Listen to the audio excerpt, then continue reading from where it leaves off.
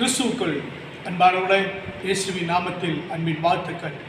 கர்த்தர் நமக்கு ஒரு புதிய மாதத்தை கொடுத்திருக்கிறார். இந்த புதிய மாதத்தில் தேவன் கொடுக்கிற வாக்குத்தத்தம் என்னவென்றால், தடைகளை நீக்க போகிறவர் உங்களுக்கு முன்பாக கடந்து போகிறார். மீகா தீர்க்கதரிசன புத்தகம் 2ஆம் அதிகாரம் 13ஆம் வசனத்தில், தடைகளை நீக்கி போடுகிறவர் அவர்களுக்கு முன்பாக உங்களுக்கு முன்பாக நடந்து போகிறார். அவர்கள் தடைகளை நீக்கி வாசலால் உட்பிரவேசித்து கடந்து போவார்கள். அவர்கள் ராஜா அவர்களுக்கு முன்பாக போவார். கர்த்தர் அவர்கள் முன்னிலையை நடந்து போவார். ஆமென். உங்களுக்கு முன்பாக நிற்கிற அடைப்புகளை எல்லாவற்றையும் கர்த்தர் பிடுங்க போகிறார். உங்களுக்கு முன்பாக இருக்கிற மலை போன்ற தடைகளை கர்த்தர் உடைத்தெறிய போகிறார். உங்கள் வாழ்க்கையில நீங்கள் ஜெயிக்க வேண்டியதை, முன்னேற வேண்டிய தடைகளை கர்த்தர் உடைத்து முன்னேற்றத்தை, ஜெயத்தை கொடுக்க போகிறார். உங்களுடைய வளர்ச்சி, அதாவது உங்களுடைய பொருளாதார வளர்ச்சி, ஆவிக்குரிய வளர்ச்சி, ஆசீர்வாதத்தில் வளர்ச்சி, ஒரு தெய்வீகத்தில் வளர்ச்சி, இவையெல்லாம் தடைகளாக இருக்கிறது. இன்றைக்கு கர்த்தர் சொல்லுகிறார், தடைகளை உடைக்க போகிறேன். ஹல்லேலூயா. என் அன்பு தேவனுடைய பிள்ளைகளை, பரிசுத்த ஆவியானவர்களோடு கூட பேசிக் கொண்டிருக்கிறார். தேவன் இந்த மாதம் தடைகளை உடைப்பார். இனி தடை இல்லை.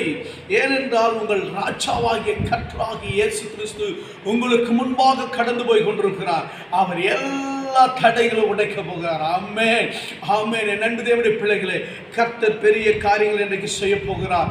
ஆமென். அன்பு தேவனுடைய பிள்ளைகளே, இந்த தடை, அந்த தடை, எந்த தடை, எந்த பக்கமும், வடக்கு, கிழக்கு, மேற்கு, தெற்கு இருக்கிற எல்லா தடைகள், உங்களை சுற்றி இருக்கிற எல்லா சூழ்நிலைகள், பிசாசு கொண்டு வருகிற, சத்ரு கொண்டு வருகிற, மனிதர்கள் கொண்டு வருகிற, உங்களுடைய வாழ்க்கையில எத்தனை தடைகள் இருக்கிறதோ எல்லாவற்றையும் கர்த்தர் உடைக்க போகிறார், நீக்க போகிறார்.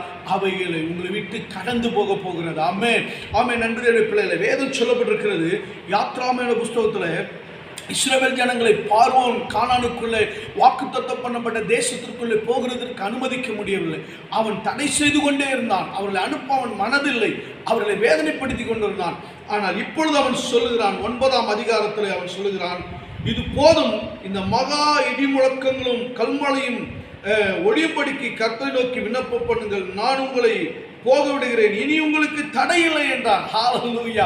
இனி தடை இல்லை. நீங்கள் தேசத்தை சுதந்திரிக்க, தேவன் கொடுக்கிற வாக்குத்தத்தத்தை சுதந்திரிக்க, தேவனுடைய ஆசீர்வாதத்தை அனுபவிக்க இனி தடை இல்லை. தேவனுடைய பிள்ளைகள் ஆராதிக்க தடை இல்லை. அபிஷேகத்தில் நிரம்ப தடை இல்லை. கர்த்தருடைய நாமத்தை மகிமைப்படுத்த தடை இல்லை. அது மாத்திரமல்ல, உங்களுக்கு சொன்ன வாக்குத்தத்தம் நிச்சயம் நிறைவேறும். அது தடை இல்லை. கர்த்தர் உங்களுக்காக யாவும் செய்து முடிக்க போகிறார். ஹல்லேலூயா. தடையை உடைக்கிற தேவன்.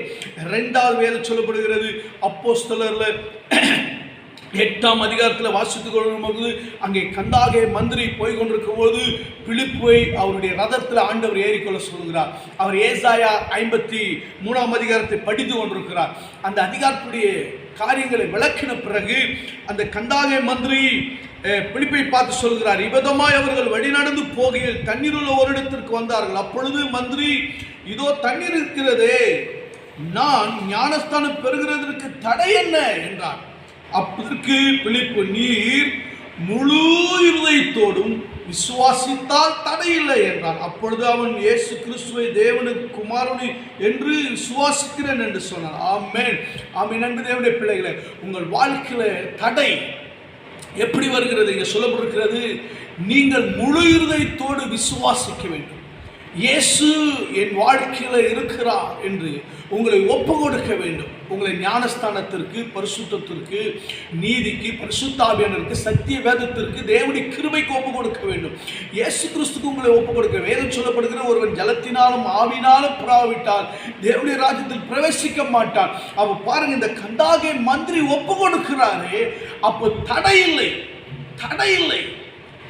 ஞானஸ்தானத்துக்கு தடை இல்லை, விசுவாசிக்க தடை இல்லை. தேவனுடைய குமாரனாகிய கிறிஸ்து, இயேசு கிறிஸ்து தேவனுடைய குமாரன் என்று விசுவாசிக்கிறதுக்கு தடை இல்லை. நீங்களே ஏன் தடை ஒன்று பண்ணிக்கிறீங்க? தடையை உடைங்க. இப்படி உடைக்கும் பொழுது ரட்சிப்பு உண்டாகும், மீட்பு உண்டாகும், விடுதலை உண்டாகும், சுகம் உண்டாகும், ஆரோக்கியம் உண்டாகும், சமாதானம் உண்டாகும். இயேசு கிறிஸ்து உங்க வாழ்க்கையில வந்துட்டாருன்னா எல்லாம் வரங்க. உங்களுக்கு சமாதானம் வரும், நிம்மதி வரும், விடுதலை வரும், ஆரோக்கியம் வரும், தெய்வீக பலன் வருங்க. ஏன் நீங்க இழந்து போறீங்க? கர்த்தர் உங்களுக்கு ஒரு பெரிய ஜெயத்தை வைத்திருக்கிறார், ஒரு பெரிய ஜெயத்தை வைத்திருக்கிறார். ஹல்லேலூயா, ஹல்லேலூயா.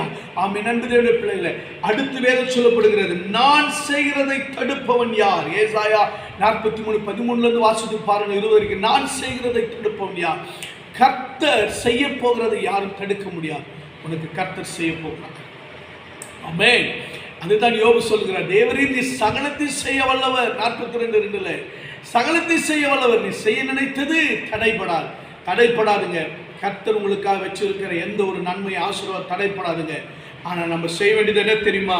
அவருடைய கருத்தை ஒப்பு கொடுங்க. முந்தினவிலை நினைக்க வேண்டாம், பூர்வமானவர்களை சிந்திக்க வேண்டாம். உங்கள் வாழ்க்கையில் நடந்த சோகங்கள், வேதனைகள், கண்ணீர்கள், பாடுகள், வியாதிகள், கடன் பிரச்சனைகள், மனிதர்களால் அவமான நிந்தனை, மனுஷன் நமக்கு செய்த துரோகங்கள், மனுஷன் மேலே பேசின தூசண வார்த்தைகள், உலகத்தில் பிசாசு நமக்கு செய்தது, நம்ம இழந்தது, நம்ம பட்ட கஷ்டங்களெல்லாம் இந்த ஒரு நிமிஷம் மறந்துட்டு இயேசுவை மாற்ற நோக்கி பாருங்க. அவர் உங்களுக்கு புதிய காரியங்களை செய்ய போகிறார். என்ன தெரியுமா? வனாந்திரத்திலே வழியும் அவாந்திர வழிகளை ஆறுகளை உண்டாக்கி அது இப்பொழுதே செயல்பட செய்து உங்களை துதிக்கிறவர்களாக ஜெபிக்கிறவர்களாக வைக்க போகிறார். உங்களுக்குள்ள மகிழ்ச்சி உண்டாக போகிறது. ஆமென். அன்பு தேவனுடைய பிள்ளைகளே, தடைகளை நீக்கிறவர்களுக்கு முன்பாக கடந்து போக போகிறார். ஒரு பெரிய மாற்றத்தை நீங்கள் பார்க்க போகிறீர்கள். கர்த்தர் பெரிய காரியங்களை செய்ய போகிறார். பரலோக பிதாவே, அன்பின் தகப்பனே, வானத்துக்கு பூமிக்கு தேவனாகிய கர்த்தாவே, கேட்டுக்கொண்டிருக்கிற ஒவ்வொருடைய வாழ்க்கையில் தடைகளை நீக்கி போடுங்க. சத்துடிக்கிறீர்கள் அழித்து போடுங்க. பெரிய ஜெயத்தை கொடுங்க, மாற்றத்தை கொடுங்க. இயேசுவின் நாமத்தில் சுபத்தை கேட்ட எங்கள் ஜீவனுள்ள நல்ல பிதாவே.